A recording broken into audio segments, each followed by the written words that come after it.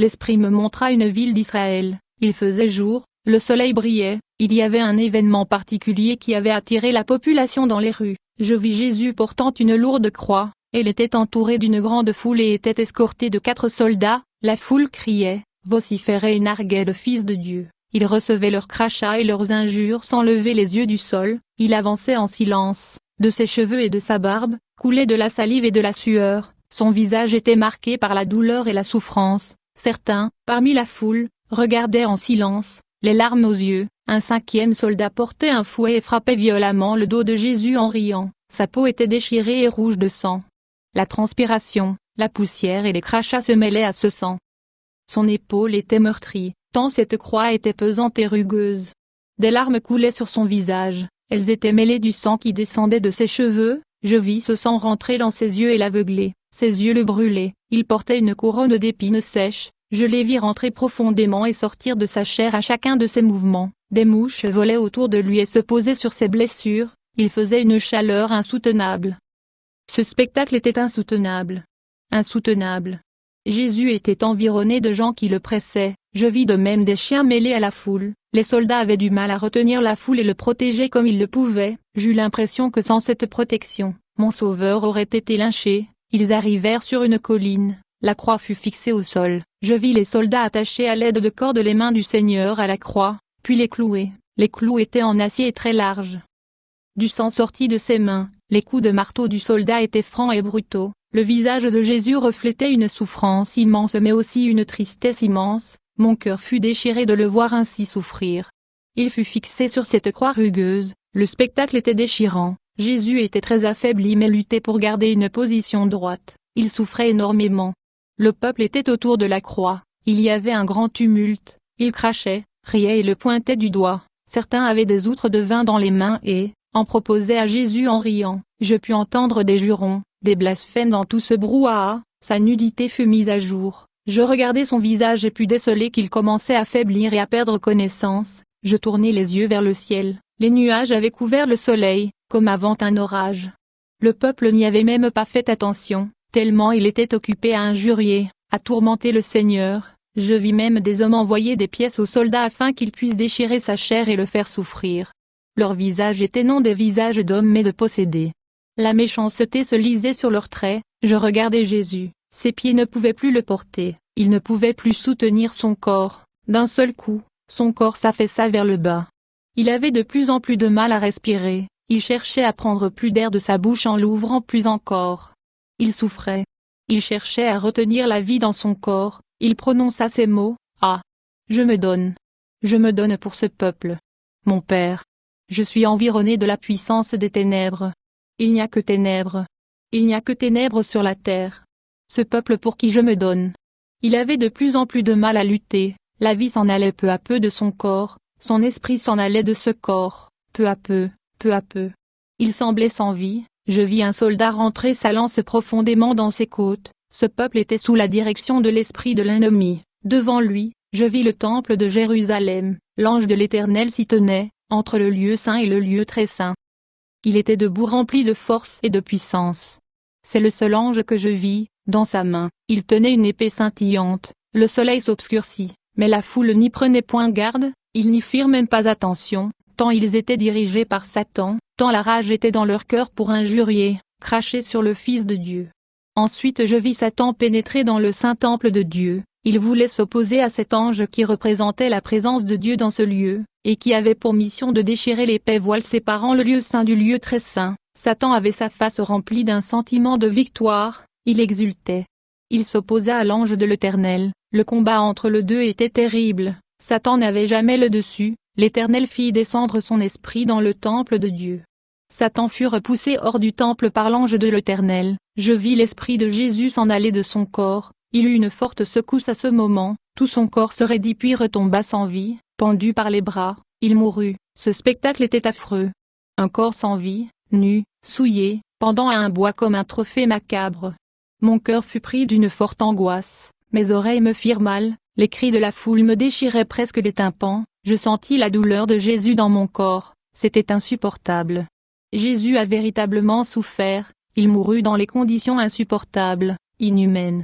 J'entendis le tonnerre gronder, La foule se tut, un grand silence se fit alors, je vis les disciples, ils pleuraient en se déchirant les vêtements et en se roulant par terre. Marie, la mère de Jésus était là, pleurant, souffrant dans ses entrailles au pied de la croix. Elle était désolée, elle semblait complètement perdue, son cœur de mère souffrait. Je vis l'esprit de Jésus planer au-dessus de la croix, il regardait ces âmes qui pleuraient. Je reconnus Jean, Lazare parmi eux, le spectacle était déchirant. Les soldats ne savaient plus quoi faire, ils semblaient saisis, la lance était restée accrochée entre les côtes du Seigneur, elle pendait dans le vide, les soldats ne savent plus quoi faire, le peuple ne savait plus que dire, un silence lourd pesait sur Jérusalem. Le voile du temple se déchira par la main de l'ange, dans un bruit sec, l'Esprit de Dieu remplit ce temple à un point tel, que les hommes durent en sortir, les ténèbres couvraient Jérusalem. Les ténèbres sur Jérusalem. À ce moment, je vis l'Esprit de Jésus se présenter devant le trône de Dieu, il était libéré.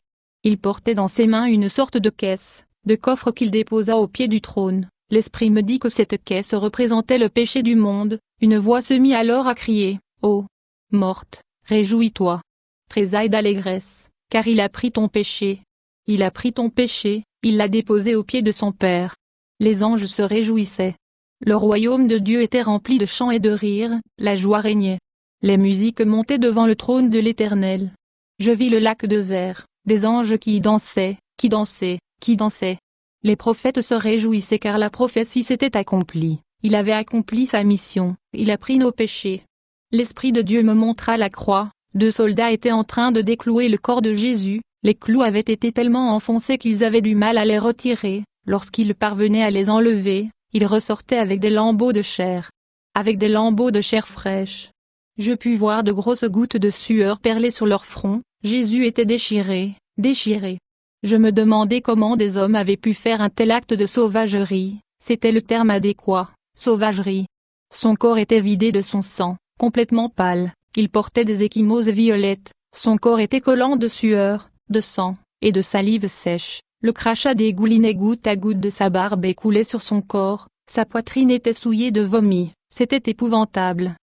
Des mouches tournaient autour de sa dépouille et se posaient sur lui, des chiens cherchaient même à lécher le sang qui avait été versé. Ce corps était sans vie, vidé de son esprit.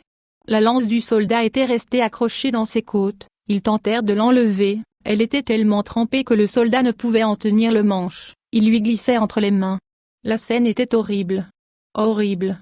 Jamais je n'avais vu un corps si déchiré. Il a donné son corps pour nous.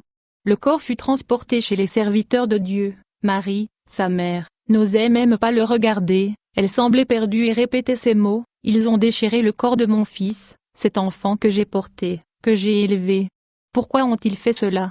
La douleur était sur ses disciples, ils pleuraient, ne sachant plus que faire, ils recherchaient une consolation qui ne semblait pas venir. Jamais, Jérusalem n'avait connu un jour si horrible. Je vis Pierre, il allait et revenait en larmes, il ne comprenait pas, « Pardonne-moi, pardonne-moi », tels sont ces mots, « Pardonne-moi ». Ses larmes coulaient sur le corps de son Sauveur, les disciples prirent de l'eau pour nettoyer le corps, ils passèrent un chiffon imbibé d'eau sur son corps, ses cheveux, sa barbe, ses yeux, le sang était si sec qu'il fallait frotter, frotter, frotter pour qu'il sorte. Son corps sans vie bougeait à chacune de ses secousses comme un mannequin.